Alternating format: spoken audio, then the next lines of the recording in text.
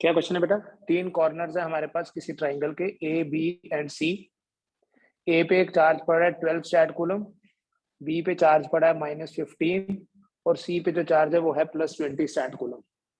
Calculate force on the charge at A. A पे जो charge है उसके ऊपर टोटल फोर्स कैलकुलेट करनी है। ए पे जो चार्ज है देखो, इसके ऊपर इस सी की रिपल्शन होगी और वो रिपल्शन होगी इस तरह से। हम इस फोर्स को बोलेंगे एफ ए सी, और इस नेगेटिव की अट्रैक्शन होगी और इस अट्रैक्शन को बोलेंगे एफ ए बी।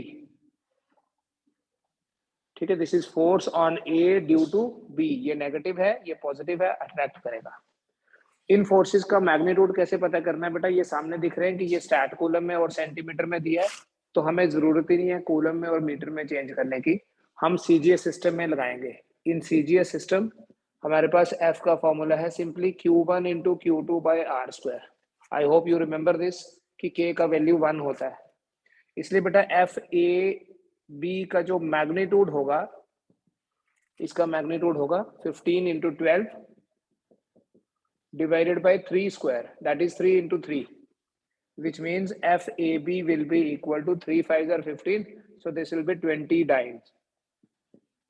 FAB कितना हुआ? 20 dyne. Similarly, FAC का जो मैग्नीट्यूड होगा, that would be 12 into 20 divided by 4 square. 4 square को मैं लिख लूंगा 4 into 4. So this will be 4 3s are 12, 4 5s are 20. This will be 15 dyne. But the answer is not 35. आप सिंपली एडिशन नहीं कर सकते इनको। ये दोनों जो हैं ये आपस में परपेंडिकुलर हैं। The angle between FAB and FAC is 90 degree. Therefore, FA का जो मैग्नीट्यूड होगा that would be equal to square root of FAB square plus FAC square will be equal to 20 square plus 15 square. That would be 400 plus 225, 625. The answer will be 25 times. कोई doubt है तो बताओ। Next बेटा हम बात करेंगे आज equilibrium की।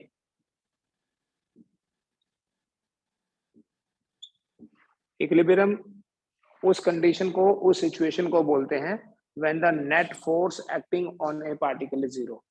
इक्विलिब्रियम के लिए क्या होता है? नेट फोर्स जो है वो जीरो होती है। नेट फोर्स जीरो होने का मतलब resultant of all the forces acting on A particle is zero. बहुत सारी फोर्सेस एक्ट कर रही हैं, लेकिन उन सारी फोर्सेस का जो रिजल्टेंट है वो जीरो है। मान लो बेटा हमारे पास दो पार्टिकल्स हैं, पॉजिटिव या नेगेटिव, या एक पॉजिटिव एक नेगेटिव, कुछ भी, मैं दोनों पॉजिटिव ले रहा हूं। दो पार्टिकल्स का अगर कोई सिस्टम होगा तो वो कभी भी इक्विलिब्रियम में नहीं हो सकता। कोई भी चार्ज जो है उसका इक्विलिब्रियम पॉसिबल नहीं है, क्योंकि अगर आपके पास दो पार्टिकल्स वाला सिस्टम है तो हर एक पार्टिकल के ऊपर तो एक एक फोर्स ही लग रही है। कैसे? इस पॉजिटिव को ये वाला पॉजिटिव इधर रिपेल करेगा, दिस वुड बी F12, और इस पॉजिटिव को ये वाला positive, this will B F21। तो ये दोनों फोर्सेस अलग अलग पार्टिकल्स पे लग रही हैं। इसलिए a system of two charges, system of two charges can not be in equilibrium. दो चार्जेस का कोई सिस्टम जो है वो इक्विलिब्रियम में नहीं हो सकता, इक्विलिब्रियम में होना पॉसिबल नहीं है। For equilibrium minimum 3 charges are required.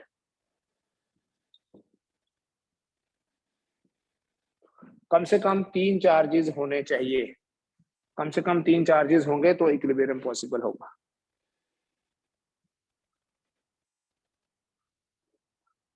Minimum 3 charges are required, ताकि हर एक चार्ज के ऊपर दो दो फोर्सेस लगे। जैसे देखो, मान लीजिए अलोंग ए लाइन अगर लाई कर रहे हैं तो 3 होने चाहिए।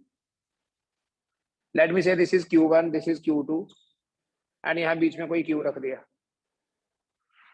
अगर तो Q1 और Q2 बराबर हैं तो इक्विलिब्रियम पॉइंट जो है वो सेंटर में होगा, बट अभी मैंने बराबर नहीं लिया, I am taking different general case ले रहा हूं। अगर तीनों पॉजिटिव हैं, देखो इक्विलिब्रियम कैसे पॉजिटिव होगा, कैसे पॉसिबल होगा। इस बीच वाले चार्ज को जितना ये रिपेल करे, इसकी रिपल्शन उधर होगी, उतना ही अगर ये भी रिपेल करते तो इक्विलिब्रियम हो जाएगा। अभी हम सिर्फ देख रहे हैं कि इक्विलिब्रियम पॉसिबल है या नहीं। इसके इक्विलिब्रियम के लिए, for the equilibrium of Q, short में ऐसे लिखते हैं इक्विलिब्रियम को, ऑफ Q, अगर बेटा ये वाला डिस्टेंस R1 है और ये वाला डिस्टेंस R2 है, ये चीज तो कंफर्म हो गई बेटा कि इसकी रिपल्शन और इसकी जो रिपल्शन मिलेंगी वो दोनों अपोजिट डायरेक्शन में होंगी।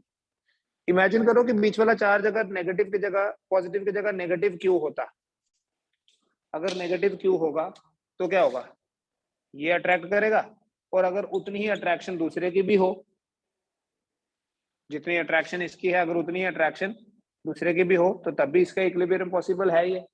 दैट मीन्स जो बीच वाला चार्ज है वो चाहे पॉजिटिव है चाहे नेगेटिव, उसका इक्विलिब्रियम पॉसिबल है, बट उसकी कंडीशन क्या है, देखो इन दोनों के बीच में जो फोर्स है that is K Q1 into Q divided by R1 square should be equal to, इन दोनों के बीच में जो फोर्स है that is equal to K Q2 into Q divided by R2 square. Capital Q और K कैंसिल हो जाएगा, तो यहां से आपके पास Q1 बाय Q2 जो है वो बन जाएगा R1 bye R2 whole square. Q1 bye Q2 बन जाएगा R1 bye R2 whole square. तो बीच वाला चार्ज चाहे पॉजिटिव है तब भी और चाहे नेगेटिव है तब भी, उसके इक्विलिब्रियम के लिए ये कंडीशन है कि ये जो एक्सट्रीम पे दो चार्जेस पड़े हैं, इन चार्जेस के रेशो डिस्टेंस के स्क्वायर की रेशो के बराबर होना चाहिए। ठीक है, जैसे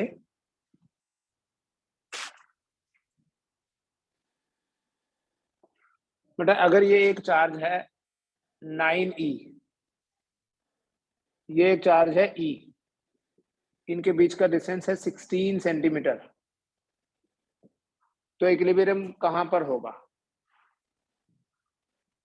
इक्विलिब्रियम पॉइंट की लोकेशन कैसे ढूंढेंगे। इक्विलिब्रियम किसी भी चार्ज के लिए, कोई भी चार्ज अगर यहाँ कहीं रखा है हमने, मान लो यहाँ रखा है, तो इसके इक्विलिब्रियम के लिए क्या होना चाहिए, for equilibrium of Q, Q1 by Q2 हो गया बेटा 9e बाई E, अगर ये डिस्टेंस है R1 तो रिमेनिंग डिस्टेंस हो गया 16 minus R1 then whole square. यही वाली सिचुएशन लगा दी, this in this will be out.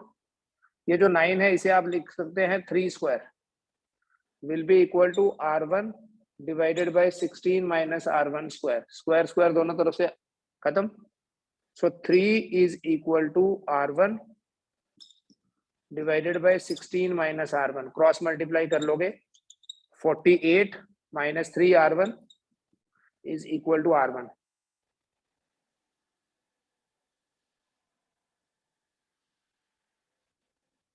That means 48 is equal to 4 R1, तो देख लीजिए सॉल्व करके R1 आपके पास आ जाएगा 12 सेंटीमीटर।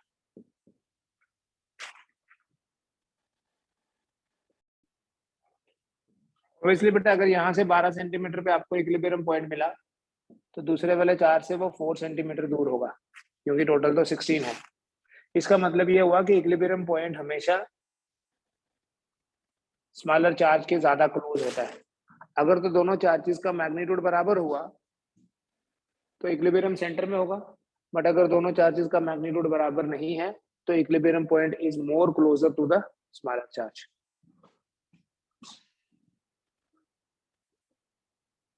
ठीक है, आगे चलते हैं। यहाँ तो हम बीच वाले जो चार्ज है उसके इक्विलिब्रियम की बात कर रहे हैं। For a system to be in equilibrium,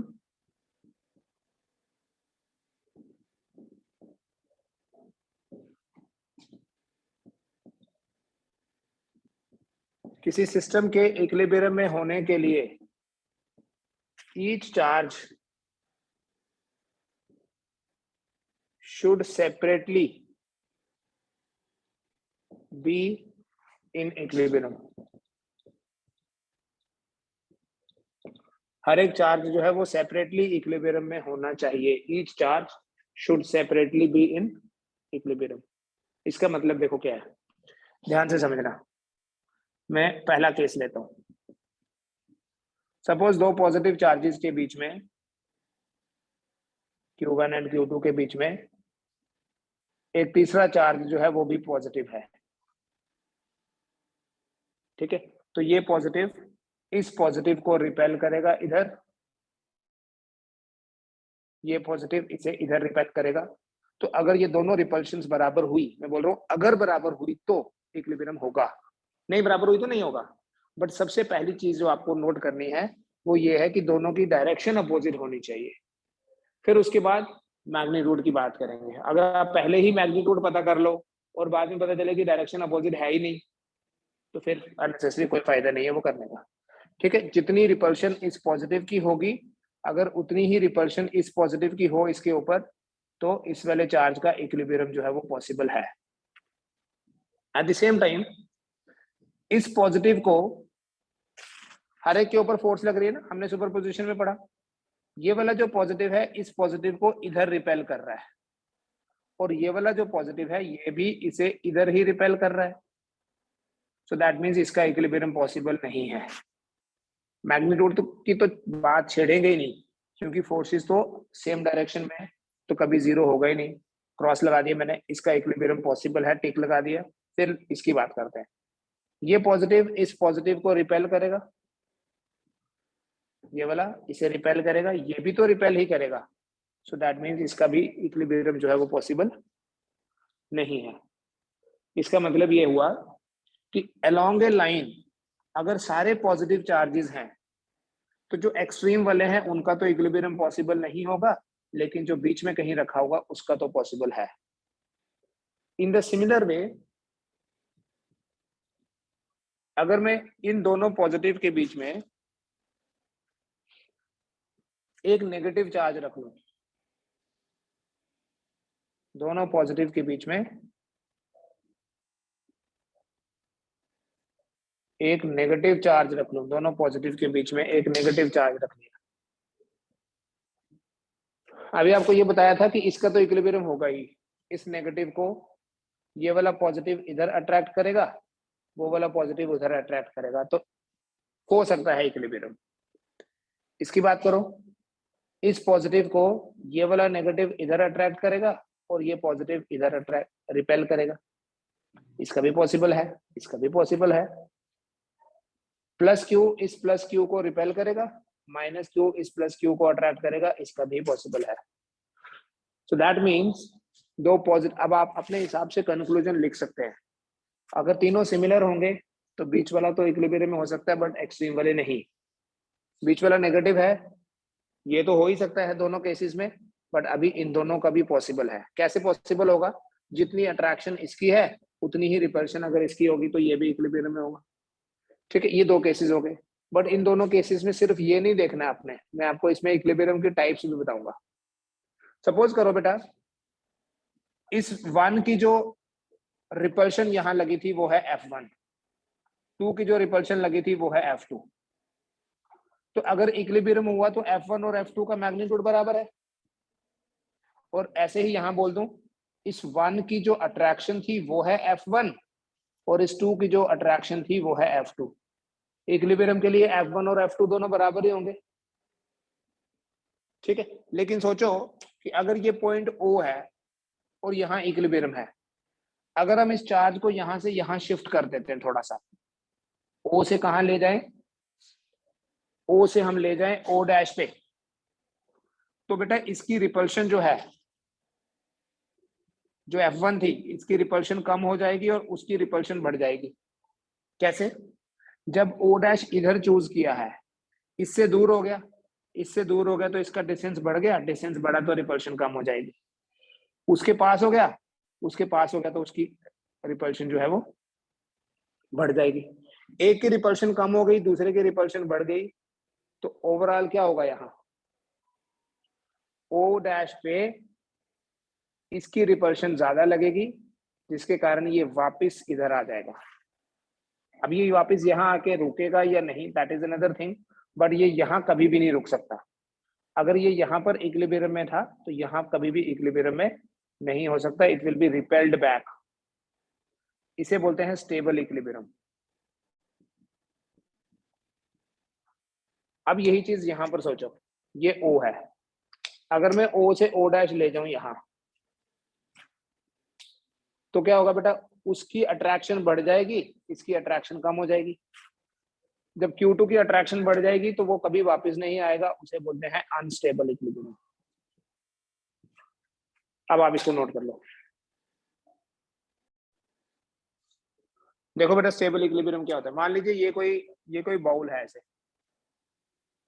क्या मतलब हुआ, वापस वहीं आ जाता है। अगर कोई पार्टिकल में यहाँ रखूं ना, एक बॉल यहाँ रखा, तो ये यहाँ स्टेशनरी है, मतलब इक्विलिब्रियम में है।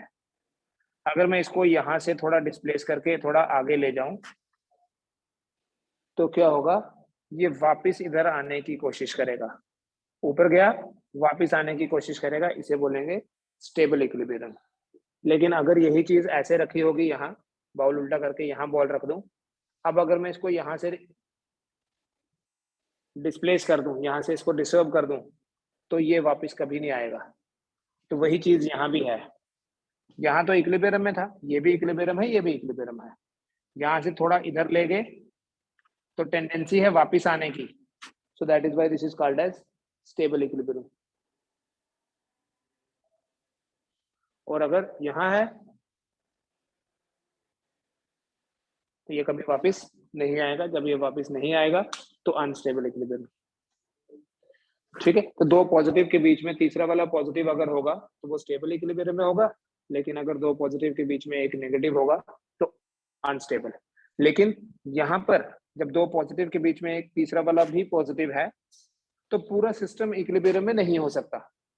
और यहाँ पर क्या है बेटा, पूरा सिस्टम ही इक्विलिब्रियम में है। तो जब अनस्टेबल इक्विलिब्रियम है, पूरा सिस्टम इक्विलिब्रियम में होगा, और जब स्टेबल इक्विलिब्रियम है तो सिर्फ बीच वाला चार्ज का ही इक्विलिब्रियम पॉसिबल है।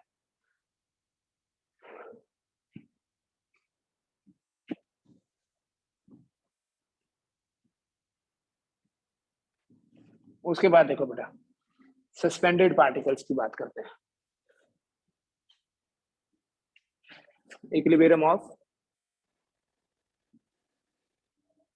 Suspended particles.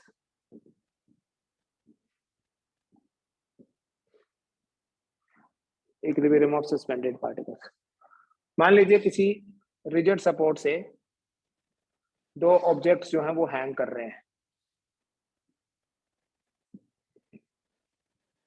इन्हें बोलते हैं पेंडुलम। इन दोनों के पास कुछ चार्ज है, सपोज Q ईच, और ये हैंग कर रहे हैं from a support with the help of threads, और इन थ्रेड्स की जो लेंथ है वो L ले लेंगे, बाद में ले लेंगे। बेटा अगर इन दोनों चार्जेस के पास, इन दोनों पार्टिकल्स के पास Q चार्ज है, so obviously they will repel each other. So मान लेते हैं दोनों एक दूसरे को रिपेल करते हैं, और उस रिपल्शन के कारण ये सिचुएशन बन जाती है।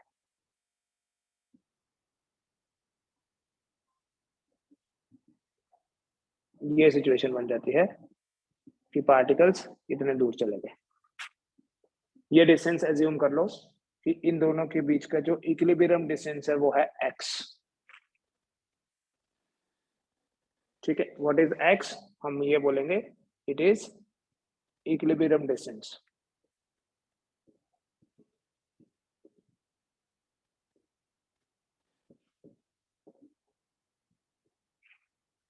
यहां से मैं एक वर्टिकल लाइन बना के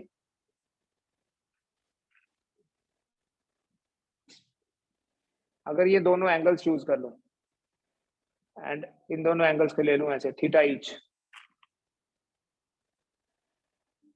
तो यहाँ पर बेटा क्या इक्वेशंस बनेंगी? क्वेश्चंस की तो बड़ी सारी टाइप्स होंगी, नीट में आते हैं क्वेश्चन इस पे बेस्ड। बेसिक इक्वेशंस क्या बनेगी?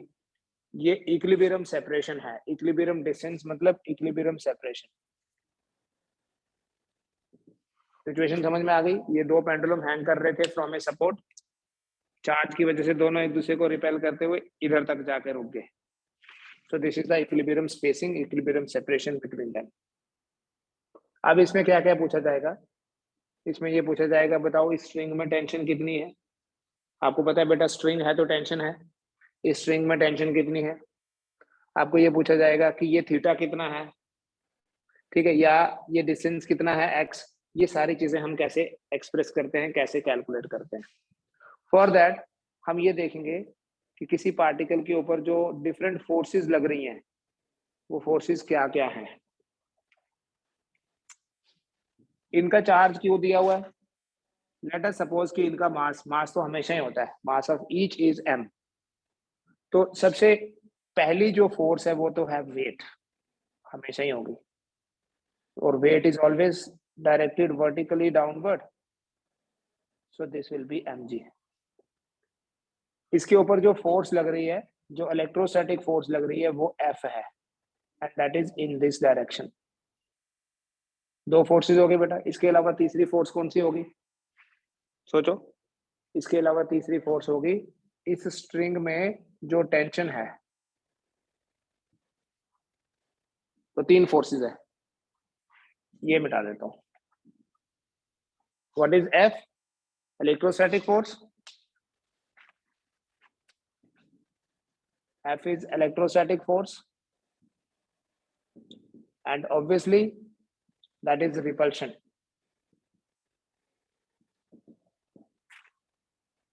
Mg is weight directed downward, and T is tension. Tension in the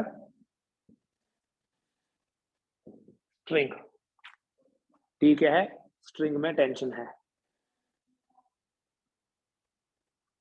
X है इक्विलिब्रियम डिस्टेंस और थीटा इज द एंगल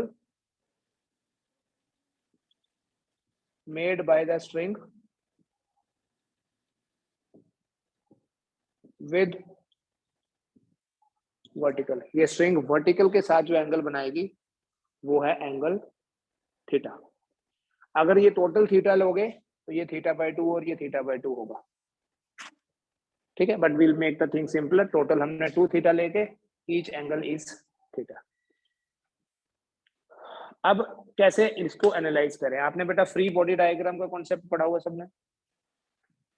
ये टी है, यहां से वर्टिकल लाइन खींचो, ये थीटा है तो ये भी थीटा होगा।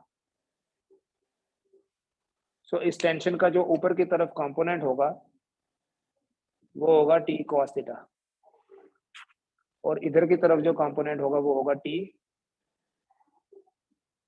टी साइन थीटा, ठीक है। At equilibrium T sine theta is equal to F,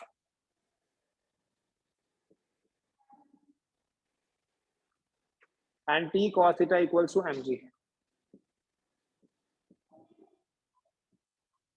तो ये दो ही इक्वेशंस बनेंगी बेटा। इन दो इक्वेशंस को मैनिपुलेट करना है एज पर द रिक्वायरमेंट। और वो रिक्वायरमेंट क्वेश्चन की क्या होगी? कभी x फाइंड करना है, कभी f एक्सप्रेस करना है, कभी थीटा फाइंड करना है, कभी t फाइंड करना है। मान लो आपको थीटा फाइंड करना होता, तो थीटा फाइंड करने के लिए क्या करेंगे? Divide equation 1 by equation 2। जब आप फर्स्ट इक्वेशन को सेकंड से डिवाइड करोगे, T sine theta T cos theta divide होके आ जाएगा tan theta would be equal to f by mg.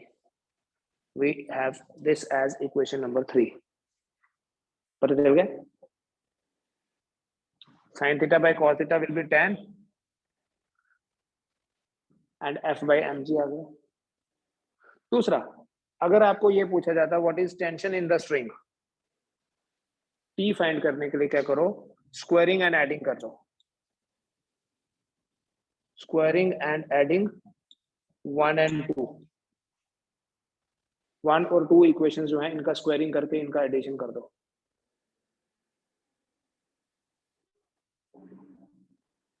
Squaring and adding करेंगे तो क्या बनेगा बेटा, T square sine square theta plus T square cos square theta will be T square only. T square will be equal to F square plus M G square, तो T आपके पास आ जाएगा square root of F square plus M G square. This is tension in the string. ठीक है, note कर लीजिए, कुछ पूछना तो पूछ सकते हैं।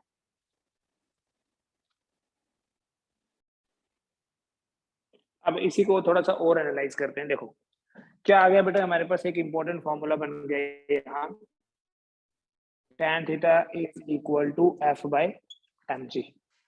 Can we say therefore f equals to mg into tan theta?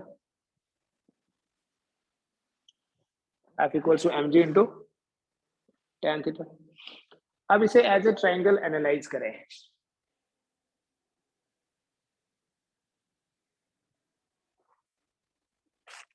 ये है हमारे पास base,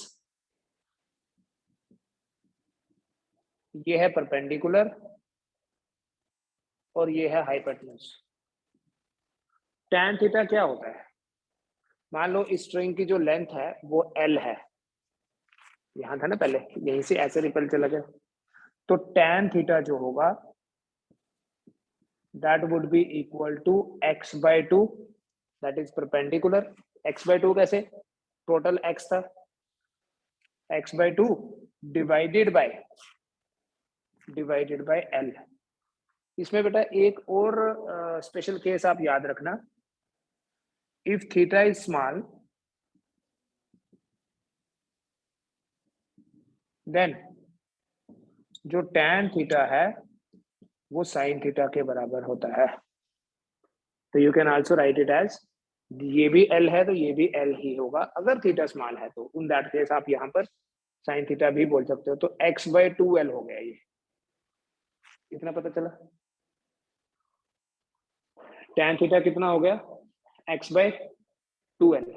So can we write that f equals to mg into x divided by 2L।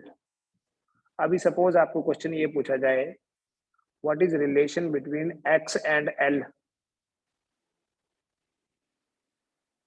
सिर्फ इसके बेसिस पे नहीं, अभी यहाँ इसमें भी x है छुपा हुआ, कैसे, देखो इन दोनों पार्टिकल्स के बीच में जो इलेक्ट्रोस्टैटिक रिपल्शन है उसको हमने F बोला है। सो F है कितना,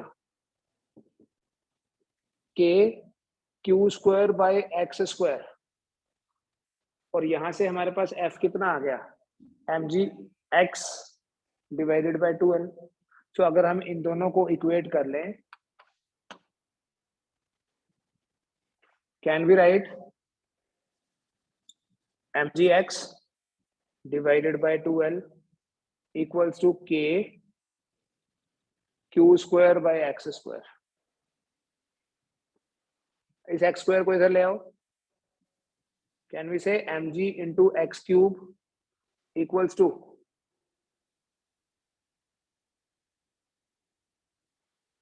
to kl into q square। तो x क्यूब कितना हो गया,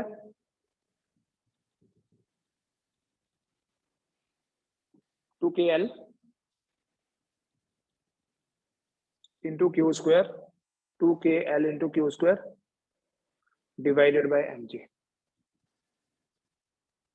So you have a relation for x also, therefore x equal to 2kl into q square divided by mg, और पावर है 1/3।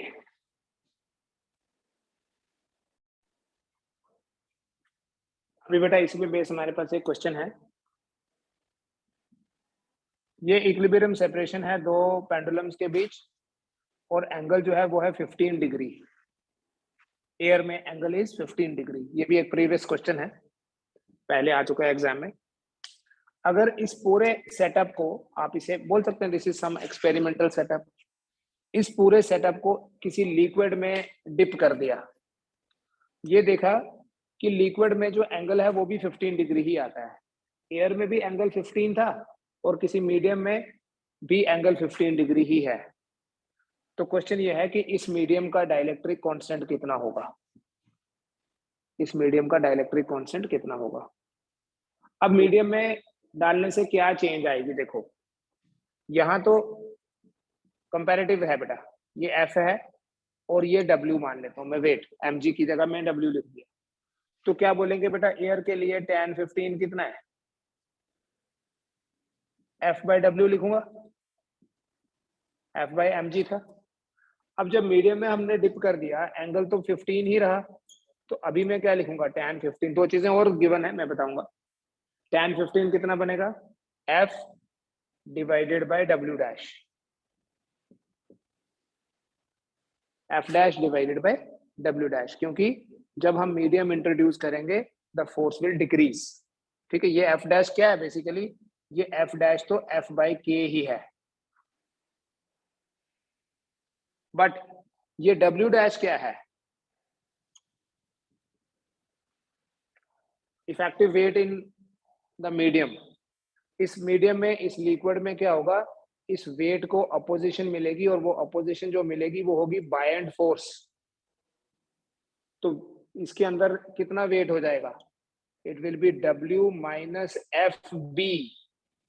आर्किमिडीज प्रिंसिपल है बेटा, everybody knows Archimedes principle, fluids basic तो सभी को पता है, तो F माइनस एफ बी। अब और क्या दिया हुआ यहाँ कि ये जो पेंडुलम है उसकी डेंसिटी है 1600 kg पर मीटर क्यूब और जो लिक्विड है उसकी डेंसिटी है 800 kg पर मीटर क्यूब, बस ये गिवन है kg पर मीटर क्यूब। ठीक है, ये जो मीडियम है, ये जो स्टील है, ये जो भी है आयरन के बॉल्स हैं, इनकी डेंसिटी दी हुई है 1600 और जो लिक्विड जिसमें हमने डिप किया उसकी डेंसिटी दी हुई है 800। तो दोबारा से देखो बेटा, tan 15 एयर में f बाय डब्ल्यू होगा और यहाँ पर भी एंगल अगर सेम रहा तो f dash by W dash होगा। तो एक चीज तो पता है हमें कि f डैश होता है f बाय के, w डैश कितना होगा w माइनस एफ बी। अब ये जो w है वेट, वेट को हम लिख लेंगे rho into V into g, W होता है ना mg, तो m क्या है, density into volume is mass into g, तो मैंने m की जगह लिख दिया रो इंटू वी। तो W डैश क्या होगा बेटा, देखो therefore W dash will be equal to rho Vg minus buoyant force, buoyant force is equal to weight of the liquid displaced. तो लिक्विड की डेंसिटी अगर रो है so it will be rho Vg, rho into V हो गया मास into g, तो W dash कितना आ गया rho Vg minus sigma Vg, you can write rho minus sigma into Vg। अब आपने इनको कंपेयर करना है और कंपैरिजन से आप K फाइंड कर लोगे। पहले यहाँ देखो tan 15 कितना बन जाएगा, tan 15 will be equal to f dash की जगह लिख दो f by K, f by K, और W डैश की जगह लिख दो rho minus sigma into Vg। ये भी tan 15 है, ये भी tan 15 है, दोनों को आप इक्वेट करो और इक्वेट करके फाइनली वैल्यूज डालना रो और सिग्मा की, एफ तो कट जाएगा और के भी यहाँ रहेगा तो के का वैल्यू निकल जाएगा। अभी करना है, अभी कर लीजिए, नोट कर लो पहले फिर मैं बताऊंगा नहीं होगा तो क्या बन जाएगा। देखो देयरफॉर वी राइट इक्वेट करके F divided by rho Vg is equal to F divided by K into rho minus sigma Vg, Vg और Vg आउट, F और F भी कैंसिल हो जाएगा, तो के आपके पास आ जाएगा rho divided by rho minus sigma. आप ये फॉर्मूला याद भी रख सकते हैं, ठीक है, लेकिन ये तभी लगेगा अगर मीडियम सेम है तो, मीडियम नहीं सॉरी, अगर एंगल सेम रहा तो। रो का वैल्यू दिया हुआ कितना 1600 divided by 1600 minus 800 will be 1600 divided by 800. The answer is 2. Dielectric constant का कोई डायमेंशन नहीं होता, so it is purely a number.